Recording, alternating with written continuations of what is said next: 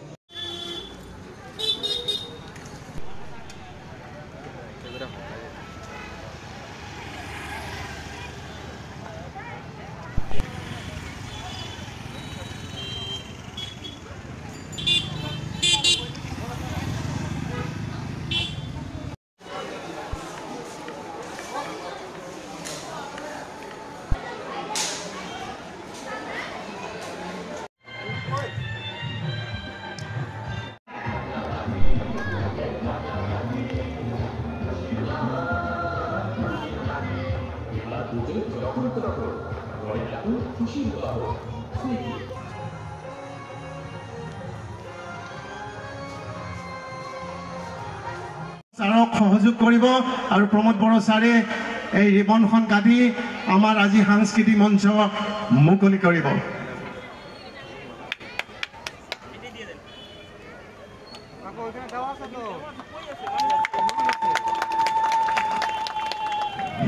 হাত চাপৰি কম হৈছে, কিন্তু হাত চাপৰি কম হৈছে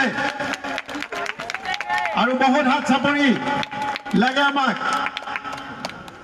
সত্যি আমরা আনন্দিত, আমরা গর্বিত যে আমাদের মধ্যে এসে উপস্থিত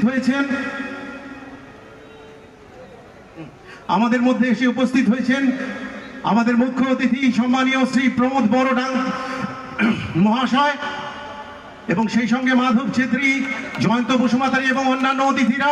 এই মুহূর্তে প্রদীপ প্রজ্বলনের মধ্য দিয়ে আজকের এই শুভ সন্ধ্যার শুভ সূচনা হচ্ছে।